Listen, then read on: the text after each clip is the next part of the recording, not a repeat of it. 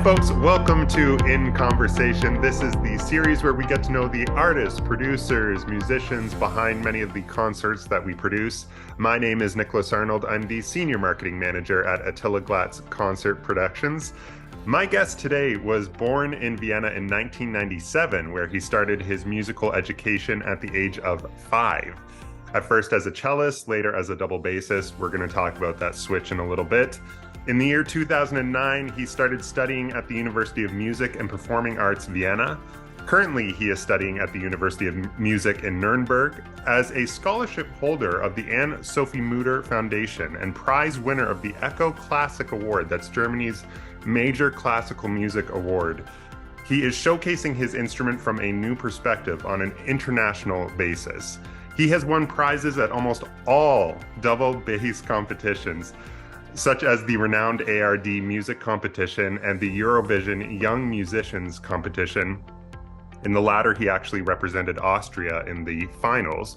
I could spend about 10 minutes just reading through his biography here, but I'd rather talk with him about it. So please enjoy this conversation with the wonderfully talented Dominik Wagner. Dominik, thank you so much for joining me. Very happy to be here. Thanks for the fantastic introduction. Well, hey, you did all the work. I just read it, so it was no skin off my back. Yeah, there's so much I want to dive into with your career, and I'm not going to be that guy that harps on how young you are all the time, but it is impressive how much you have accomplished in such a short time. And when I talk to musicians, I love to start at sort of the beginning. So you were 5 years old when you started your musical education. Did you come from a musical family? Like what started you in that direction? And in particular, what drew you to the cello? Well, like with many musicians, yeah, I had musical parents. Oh, big surprise. I wanted to start much earlier. When I was like 3 already, I wanted to start because my mom is a cellist. And I love the cello. I still love the cello. I now play the cello again, also sometimes in concerts. And yeah, but they couldn't find anything that would sound good in a size that would fit a 3-year-old. Or maybe it was just me not being talented. I don't know. Um, but yeah, then I started with cello first, and then when I was 10, I often heard bassists play, and I was always fascinated with this monstrum of an instrument. And it actually being able to sound really good. Fortunately, I heard some really good players quite early. Big coincidence because, okay, by now there are many, many, many good bassists. But back then, no, it wasn't that normal to hear a great bass recital. And in many places in the world, it still isn't. So, but I was very lucky as a kid. I heard some great people play, and I was fascinated. I didn't think about it back then like in a professional way. It was just, I thought it's so much fun having these big, big instruments in your hands and producing something that sounds still really, really beautiful and even gentle often, which you would not expect from an instrument like that. It's true, actually. Yeah, you raise a really good point because I think there's this stereotype with the double bass that it's a secondary instrument. And what we're going to talk about this in a little bit, but I think what's so fascinating about the work you do is you're really putting it at the front, like you're really showing what this instrument can do. So you just said that you weren't really looking at it professionally at that time. What was the moment where you thought, I want to do this for the rest of my life? If I can make money doing this, if I can do this as my career, this is what I want to do. Well, I think I was maybe 13, maybe 14 years old. And that time I discovered that there's some really awesome recordings on YouTube of the great bassists of our time. Because I mean, if you're a violinist, you might hear maybe once a week at least a big violin concerto or something played if you're in a big city or in Vienna. I mean, there's probably every day there's a good pianist to hear somewhere, and almost never a bassist. So the real geniuses of the instrument I found online on YouTube. And I was fascinated. I was absolutely fascinated. People playing the great pieces by Bottesini and Glier, or arrangements of cello sonatas, and to hear that is possible, that blew my mind back in the day. That was really for me a completely new world, and that made me so passionate. I was like, this I want to do, showing how beautiful this instrument can sound, what the possibilities are. That caught me, and that made me want to really go for it. That's fascinating, and it's really neat because you and I are growing up in an era where we, or have grown up in an era where we are surrounded by, like, we have it at our fingertips. We can look up all that inspiration and motivation and study literally just on YouTube. Like, I think people think it's silly, but you really can. You can just watch and learn through the internet, which is amazing.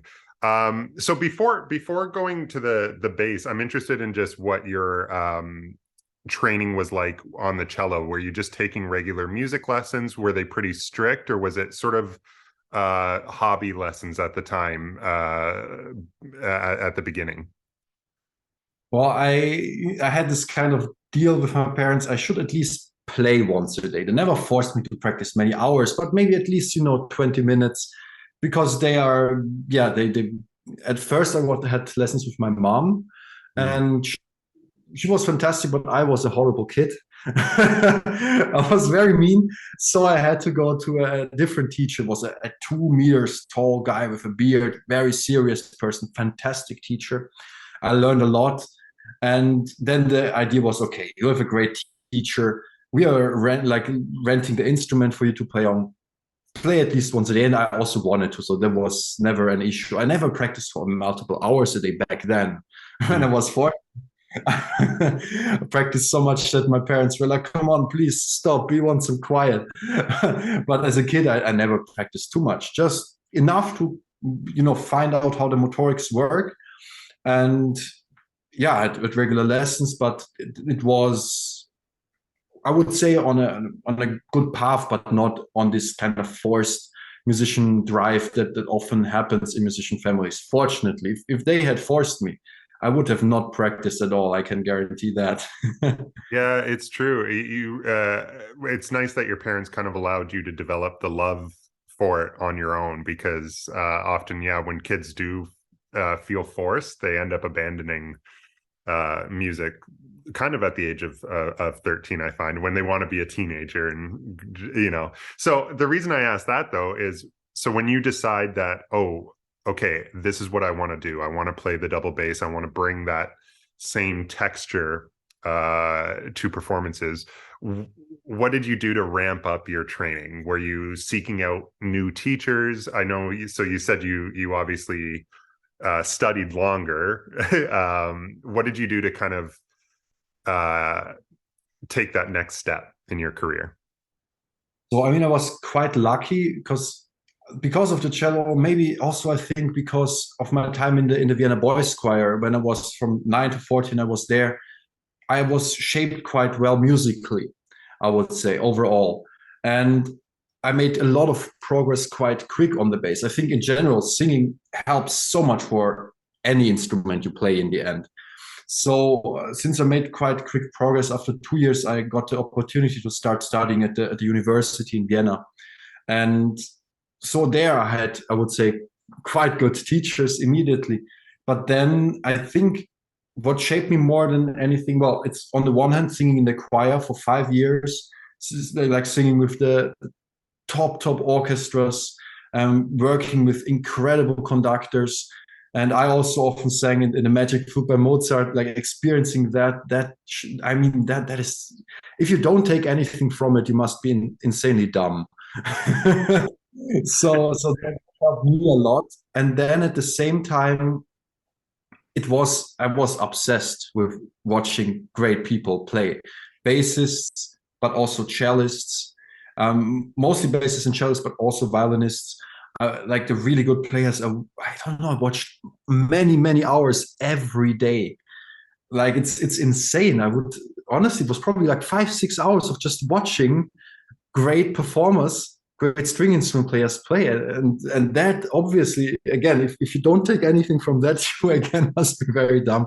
So I think those two things, and at the same time having the education at the university already in that age, yeah, it's a good path. I think that you cannot go wrong with that. No, If yeah.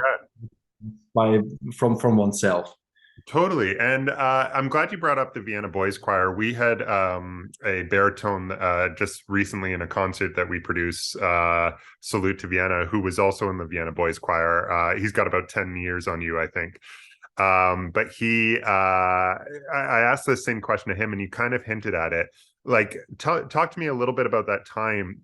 I imagine it helped you so much to have that discipline and work ethic that you learn as a young boy working with musicians at that level, that it almost it came easy when you were training to work on your own as a musician. Just talk to me a little bit about that experience. Well, the work ethic is one thing, but I think mostly it's how you shape music. Like for me, an interpretation is like a pronunciation in words. You can pronounce things with a nasty accent, or you can try to pronounce them in a way that fits their message. And singing is just by far the most natural thing for that.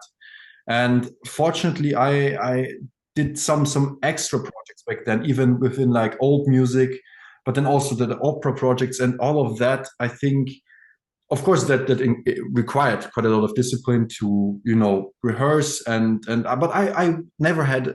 I think I'm naturally a rather conscientious person, so I didn't have any problem with that part. But just this idea, I mean, you need to somehow know how do you pronounce things, how do you shape notes, how do you shape a phrase, what fits which style, and what is natural. And then my goal is always to have the most natural approach as an interpreter, so that it should feel like speaking. And I think that was really by far the most important part for me personally. The discipline, if I'm passionate about something, I can work 12 hours a day. It's no problem.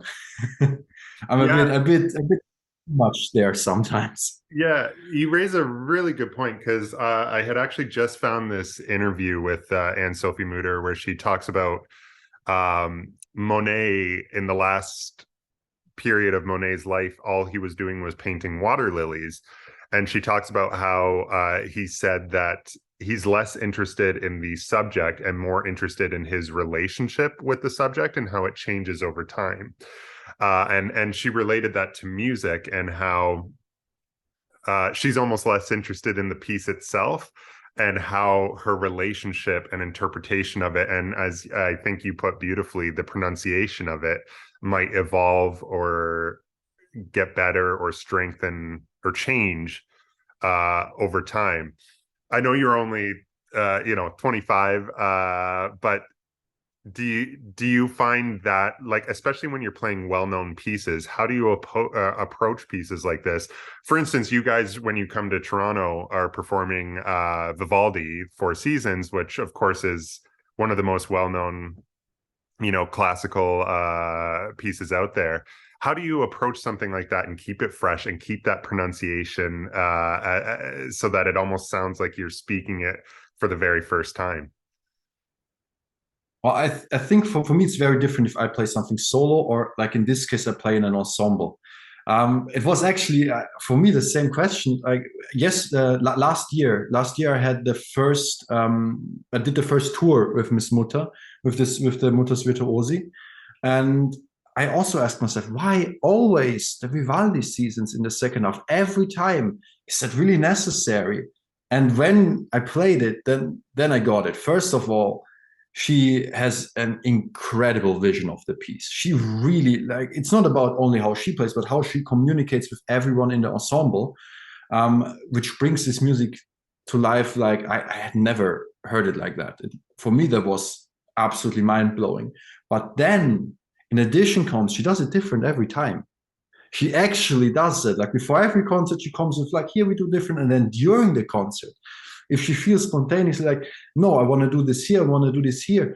And that's, I think, so important that you take the freedom, if you feel at that moment, to do it like that.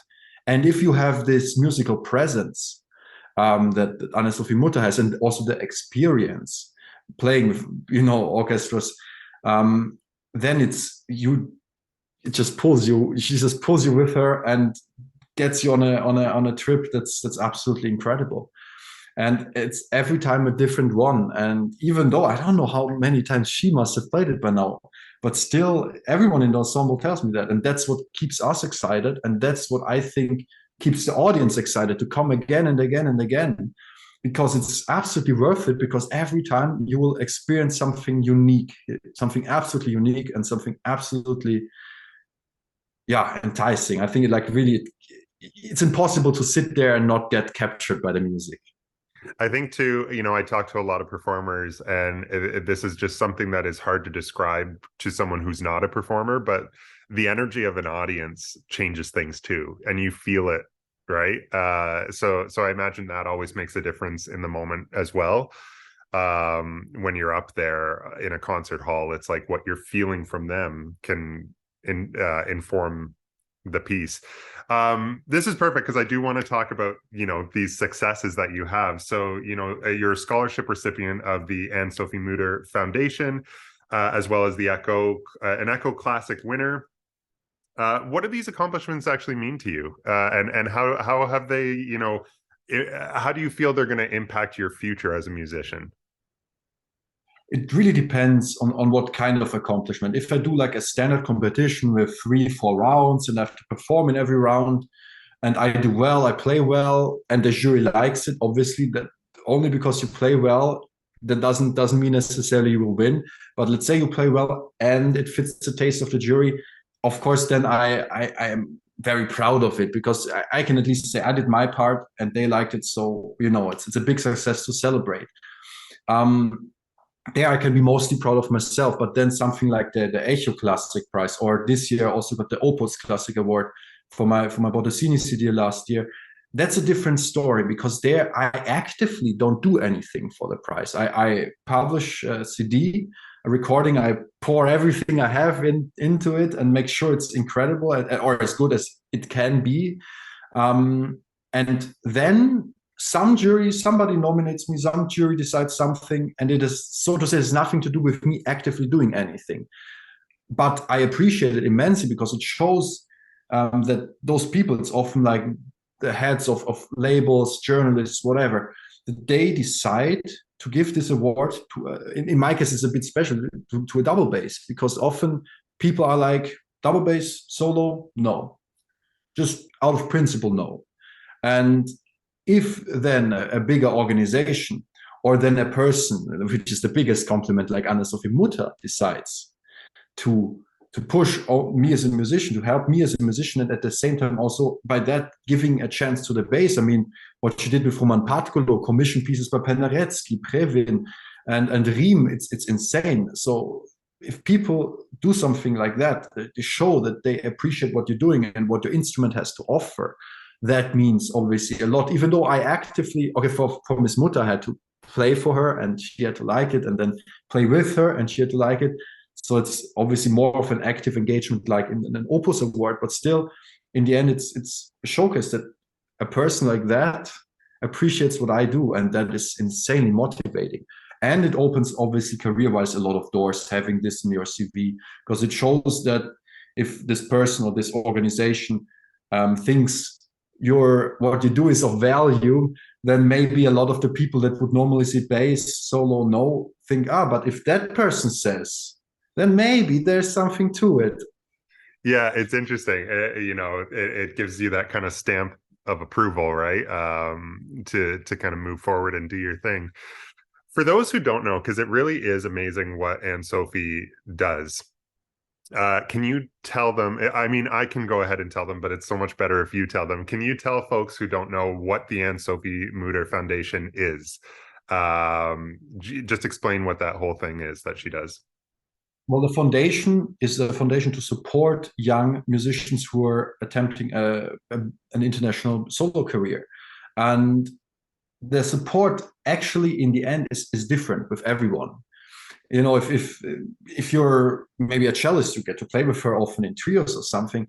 Or in my case, what I do is a lot of recording projects, and I can get support from the foundation for that. What I also try to do is do a lot of commissions, talk to the big composers of our time to get all of them to write for the bass.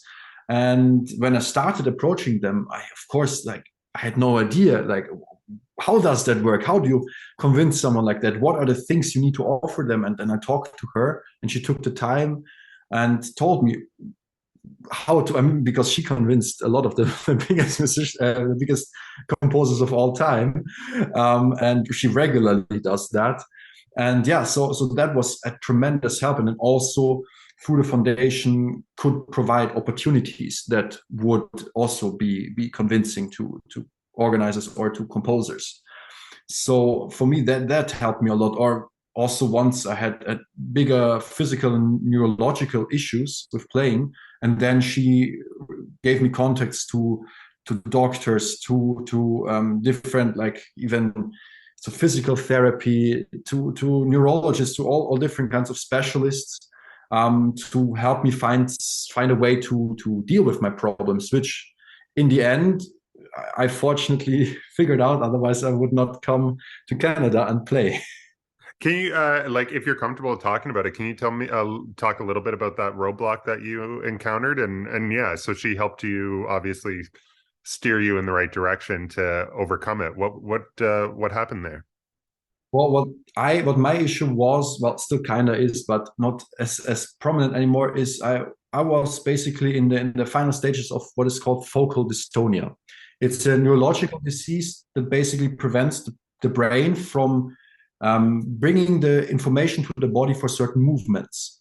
It happens if you control too much, if you play too much, if you just over exert the ability of the nervous system.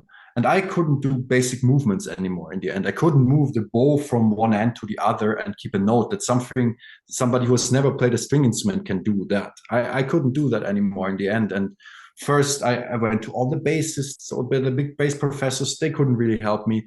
Then I talked to her, and she sent me to different, like a sport doctor, a physical therapist, a chiropractor, all of that. It didn't really help. And then what actually saved me in the end, she sent me an article about musicians' diseases. And there I read about this thing called focal dystonia, about this neurological disease. And it finally made sense to me. Until then, I thought I was just crazy. Like, what the hell is going on? Like, I was able to do everything so quickly as a kid, and then it was all gone. So through that article, I contacted different people, and then in the end, ended up with the person that helped me to relearn pretty much everything and even expand on that. And yeah, that's without her help, first of all, to find out what is the problem, what is not the problem. And then in the end, through this one article, by coincidence, if she hadn't sent that to me, I don't know what would have happened. Wow, dude, that's first of all amazing that you pushed through to that. Like, so when you don't know what's going on with this and you're just experiencing this, did you think I'm done? Like, what's happening? My career's over? Like, what was going through your head before you realized what it was? Well, that's exactly what I thought. I remember at 1 year, I said at the beginning of the year, if I don't see a perspective to get out of this until the summer, I cancel the next season. I study something else, and that's it. I'm not a musician anymore. Fortunately, right then, like 1 or 2 months after that, I found the person that helped me or still helps me. And yeah, but I absolutely, it was at that point, and then it took years until I was again at the point where I could say I could make music freely. It wasn't just all in my head and trying to, it's in the end, it's all in your head, obviously, but your head can block you or enable you if you're able to let go the right things. And yeah, it took years in the end and it was by far the most difficult thing I ever had to go through. And if I ever get to that point again, I could not do it again. Yeah. I can't. How old, But yeah. how old were you when you started encountering that? Well, it's not like it's all of a sudden there and then Yeah. it's not. So it happened bit by bit. And I would say it happened it often happens together with other changes in the lives of people. This is something around 3%, officially 3% of all the professional musicians have to face. And So for me, it happened over the course of 2016, 17. I still did big competitions then. And then at the early 2018, it was at the point where I was like, okay, this does not work. And then in 2019, I started finally to have the first few moments of music making again. And then into 20, it went better. And then I would say, yeah, after COVID, it was at the point again where when the concert started again, like in 21, it was at the point where I could finally really go for it and produce music that moved me and moved the audience. And well, knock on wood, but in all the concerts lately, let's say it's going very well. Yeah. Good for you, because I'm bouncing around with my questions a bit, and I still want to talk about how you got your experience of getting chosen by Anne-Sophie. But this is a great segue, because when I watch you play, and I've I did some research, watched some of your videos, you're just as fascinating to watch as you are to listen to, and it's because yours very expressive, and it's very clear that you're feeling every note. And so this is kind of an abstract question, but I was wondering if you could just tell me, like, what is going through your head when you're playing a piece of music? Is it analytical? Are you thinking about the technique?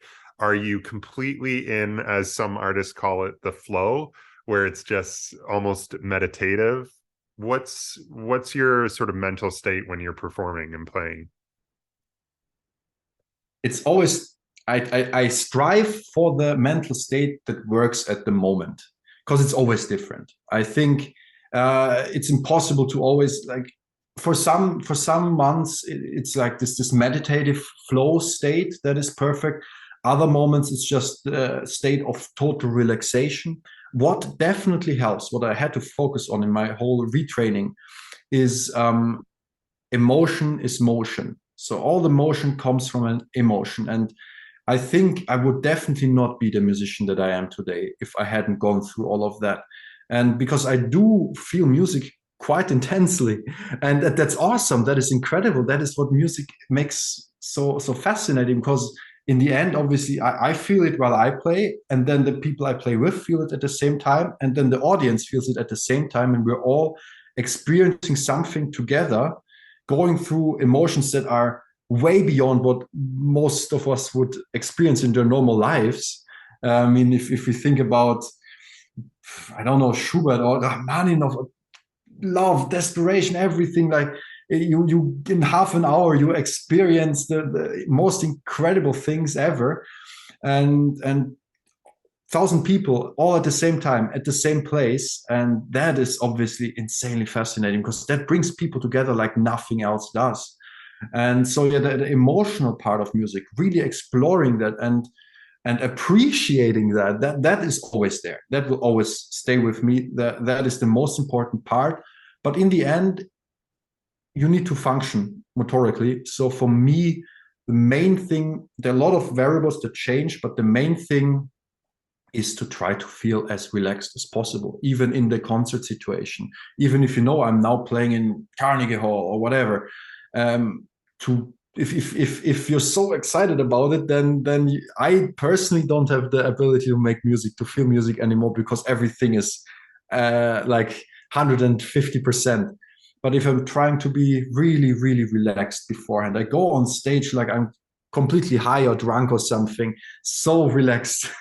And then I have the ability to just let go and feel it and experience it. And that's beautiful. That obviously with the audience, it's a completely different, a much more intense story. And yeah, you said it looks like I feel every note, and I can say I try. I really, that's for me the most important part and the most fun part. And also, if I don't do that, if I just concentrate on making things work, they don't work.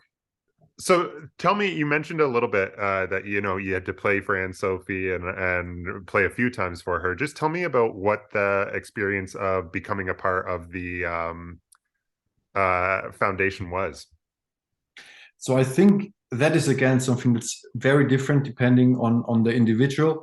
In my case, she was looking back in 2015 for another bassist to join the ensemble, the Mutter Virtuosi. And fortunately, the former teacher of her former bassist in the foundation of Roman Patkolo, he recommended me. And she listened first. She had to listen to some recordings. Like everyone, they have to send in recordings, and then if she likes them, then you get to play for her. So that's what I did, and apparently she liked that as well. And then I played the first project with the Virtuosi like 1 week afterwards, and then it's a different thing. Some people just sometimes play in the ensemble, and some people go into foundation. I think that really depends on your connection to her or on what she thinks about what you're doing. And I remember it for me that I became an official scholarship holder of the foundation. That happened in 2016. And I think one of the reasons was maybe that she was interested in the other projects that I was doing that were not just playing concerts. For example, back then I was doing this Gassenbauer project. Was a part of a concept I did with the clarinetist Vera Karner for a competition, for a music and concept competition called the Fanny Mendelssohn Förderpreis. And the concept was we took Gassenhauer, which is like famous melodies from different countries, and then commissioned composers from countries that had back then like warlike states, like Afghanistan or back then also already Ukraine, and let those composers write pieces that used motifs from our home, so from Vienna, and combine them with motifs, melodies, rhythms from their home. So to say, to use music to connect. We also played concerts together with musicians from Syria, for example, with Syrian instruments, with only traditional music. And to especially back then, it was this whole refugee crisis, to kind of show that there's actually something positive to get from experiencing these different cultures. And this, back then was a big success, and we recorded it and made a CD with the label Berlin Classics with that program. And I think maybe seeing this project, I think that maybe was the reason why she thought, hey, this is interesting what this guy's doing. Let's give him the opportunity and offer him this scholarship position. Amazing. That's such a fascinating thing. And I imagine like it's very overwhelming to have someone of her stature also take interest in you, but then also push you further. Is there any, just being on the road with her, performing with her, learning from her, obviously having this support and mentorship from her, is there any advice or wisdom that she has given you that has really stuck, where you're like, wow, I can't believe I've never heard this before, I'll never forget this? And it doesn't have to be a phrase, just anything that she's really taught you. To me, it's probably how she manages to stay on top of things. You know, on the one hand, she is like still technically as brilliant as she ever used to be. So as an instrumentalist, she stays in shape. But okay, other people manage it too. But she also comes with new projects, new ideas, new kind of branding ideas even, and changes what she's doing and brings in innovation again and again and again. So not just falling back on, okay, I mean, because she could just play the same things the same way all the time, not do any big premieres, not learn anything new, not practice anymore, like other musicians do often that have this kind of status. But no, she always stays on top as a musician, as an instrumentalist, and with her ideas, and with approaching new things. And that, to me, that is just fascinating, and that is inspiring. But that also is why every concert is sold out. I mean, and for good reason, because it's you know, it's not like, I heard Anne-Sophie Mutter already, I don't need to go again. No, you have to go again, because again you're gonna experience something incredible that you didn't know or hear or experience yet. And that, to me, that is the biggest thing to take away from her for my future, to plan like that, to really give people a reason to keep coming. Yeah. Is there anything just from watching her perform and how she connects with an audience that you've observed that you're like, oh, okay, I'm going to make a note of this, and I'll use this next time I'm doing a solo performance? Anything like that? It's more of this kind of feeling that you get, like she's just at home standing in front of 2,000 people. It's just the most normal thing. Of course, it's different than playing not in front of an audience, but you know, a big audience can terrify you or it can inspire you and motivate you. And with her, you only see the positive part. And just sharing that experience at the same moment with her on the stage, um, the kind of confidence it gives you, the kind of, I would say, yeah, the mental state that gives you, that is something I will keep. I will try to keep. Of course, it's easy to say I will keep it and will always be like that. No, every day is different. Every day you need to struggle to get there again. But well, she does it always, and and then sharing that moment on stage with her, that gives me incredibly much. Yeah. Just talking about how every Anne-Sophie Mutter concert is different, and it's going to be a new experience. Can you talk a little bit about what the people of Toronto are going to get in February? In particular, I'm really interested if you can just talk about this recently discovered work of Joseph Boulogne, and then just tell a little bit about this piece that you folks will be doing. Well, it's always a question: what do you want to take already before the concert? I can just say it's. Of course I haven't played it yet with her, but I've studied the music and I've studied my parts, listened to whatever recordings there are, and it's gonna be absolutely fascinating. For me also, I don't know what she does with it in the end. That's the big thing. I'm seriously excited about it, and so should the audience be. Obviously, you're studying the music, but do you eventually take the time, as you said you're going to with this piece, to research the context of when it was composed, what the history of it? Do you look at different interpretations of it if it was performed before? What do you do in that sense? To me, it really depends. Like there's a certain schedule of things. The first idea is to obviously need to know the period, right? Like when was it written? But that's something you mostly get by the style of the music, anyways. Then I see what recordings there are. What can I take away from those recordings? And then I focus on my way of the music. And then shortly before the concert starts, that's when I'm looking for some extra inspiration to feel especially motivated in the moment or especially inspired in the moment. And then, like most times, about a week before the concert start, then I do all the historical background checking. Also, normally, if I do like stuff where I play solo, like a recital or concerto with orchestra, with concerto with orchestra, it depends if it's a piece everyone knows, but bass concertos, nobody knows. So I always do a lot of moderation to give some background knowledge to the audience. But that, to me, it functions the best if I do this not like months in advance, but I use this inspiration that can give to do it right before, just a few days or a week before, to then have this little extra push to have it still be fresh in my mind. Amazing. I want to talk to you a little bit. This is fascinating, especially at your age, that you've given master classes at places like the Juilliard School and the Peabody Institute. What do you enjoy about teaching? And I guess as well, what advice do you have for young musicians who are looking to pursue a career as you have so well?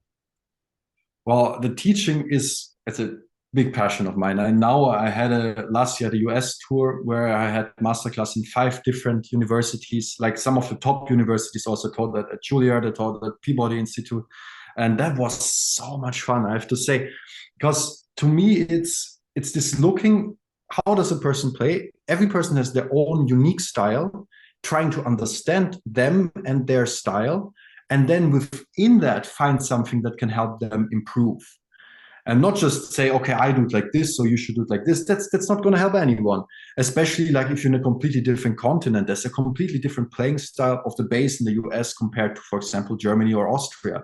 So I will not just try to change the style. No, I will understand their style and within their style find something to really improve them, and that gives me also a lot. And the masterclasses now, they have worked incredibly well. I will do another tour and with again a lot of masterclasses in the US, but also in the rest of the world.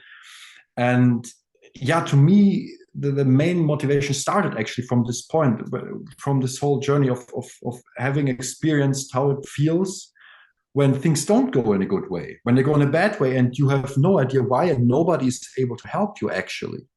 And this kind of feeling of hopelessness.